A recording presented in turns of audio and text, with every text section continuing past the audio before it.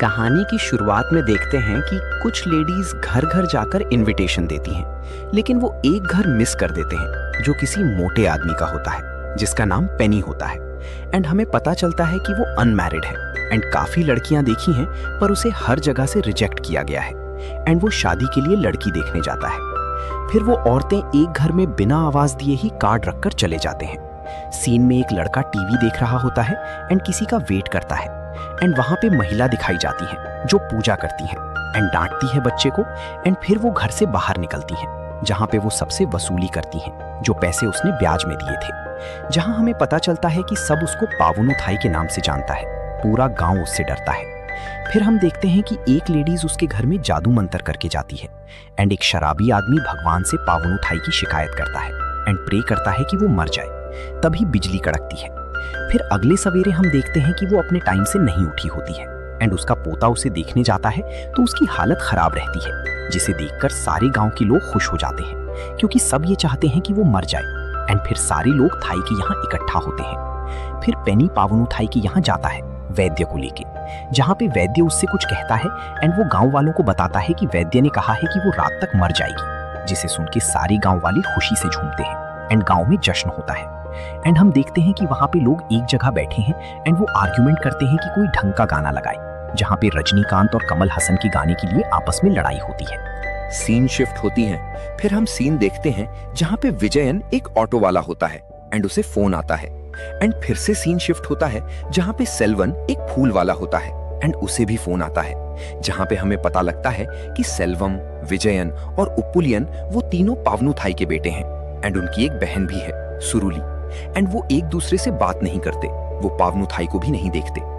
तब बताया जाता है कि 18 साल पहले वेलुस्वामी मरा था, तब ये झगड़ा शुरू हुआ था, जहां पे फूल की वजह से आपस में झगड़ा हो जाता है, जहां पर सुरुली के भाई और हस्बैंड में झगड़ा हो जाता है।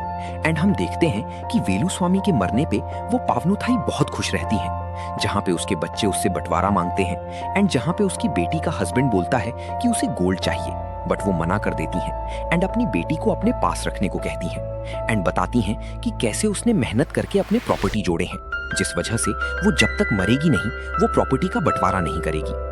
फिर सीन करंट सिनेरियो में आता है, जहां पे एक वाइट ड्रेस में एक आदमी आता है जो थाई को देख कर जाता है पर उसे कोई नहीं पहचानता।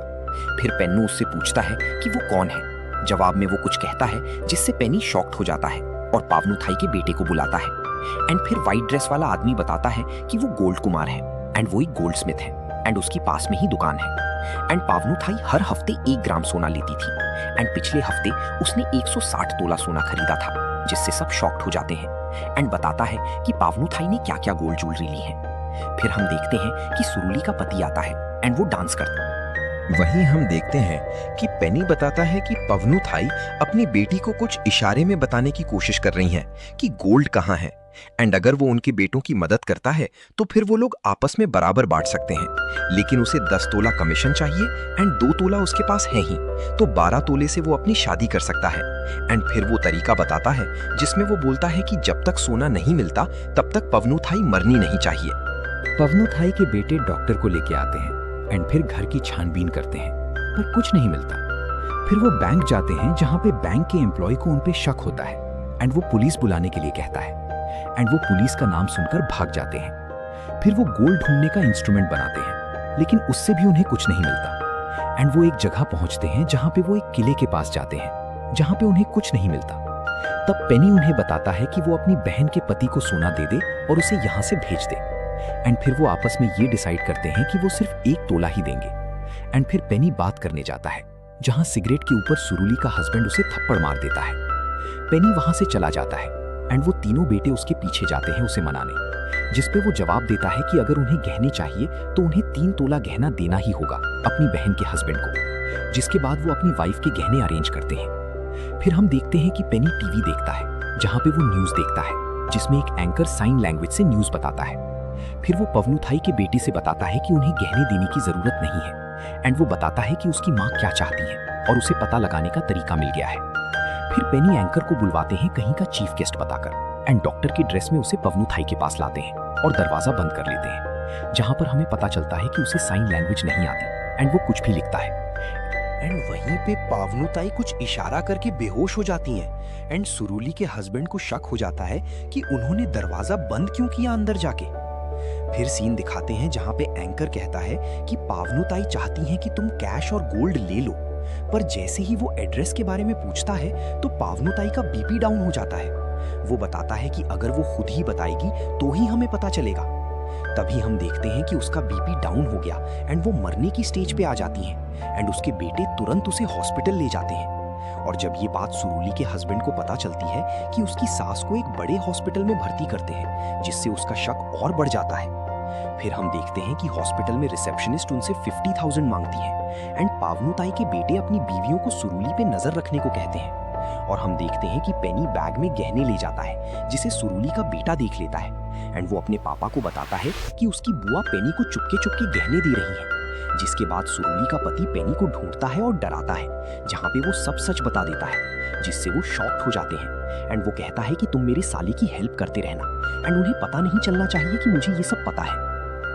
सीन शिफ्ट होता है हॉस्पिटल की तरफ, जहां पे हम देखते हैं कि डॉक्टर उनसे इंग्लिश में बोलता है कि वो क्रिटिकल कंडीशन में है, बट वो मिस इंटरप्रेट करते हैं एंड समझते हैं कि वो ठीक है। फिर हॉस्पिटल की तरफ सीन शिफ्ट होता है, जहां पे पवनुथाई की तबीयत और खराब होता है एंड वो वेंटिलेटर पे होती हैं। एंड फिर हॉस्पिटल का हेड उन्हें बताता है कि अब वो ठीक नहीं होंगी एंड उनकी मदर को डिस्चार्ज करने के लिए बोलता है। एंड वहीं पे हम देखते हैं कि वहां पे सेल्वम को डांट पड़ती है, क्योंकि उसने ही मिस इंटरप्रेट किया था कि उनकी माँ ठीक हो जाएगी। हमें पता भी चलता है कि तीनों भाई अनपढ़ हैं।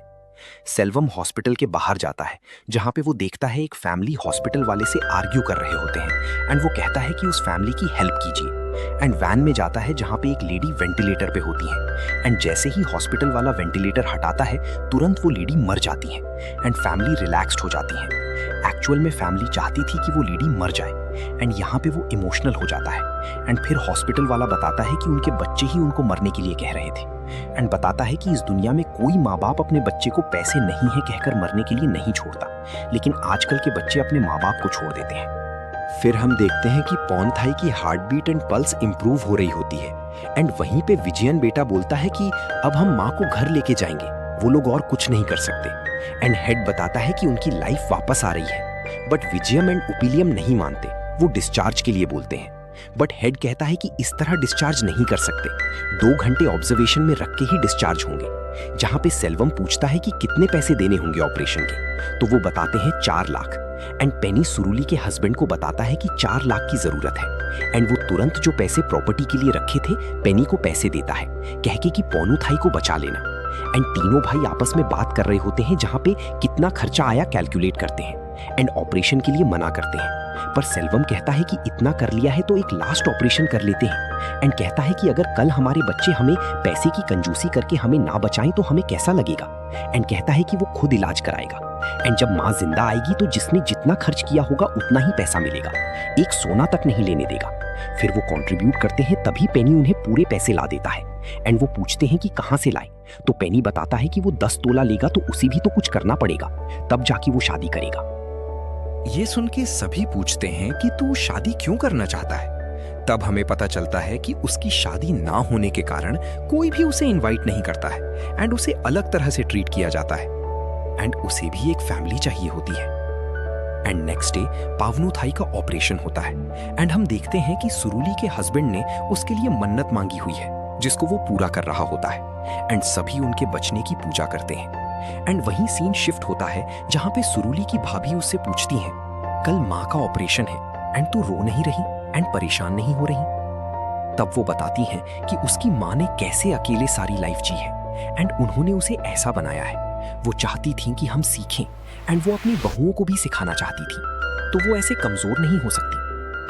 एंड फिर हम देखते हैं कि पावनुथाई बच गई एंड जहां पे एक तरफ सब उसके मरने के लिए इच्छा कर रहे थे एंड अब वो सब उसके बचने में खुश हो जाते हैं। एंड हम देखते हैं कि पेनी बताता है कि मदुरई वाले अंकल चेलंडी गुजर गए हैं एंड वहां जाना होगा क्योंकि आरती दिन में उठेगी।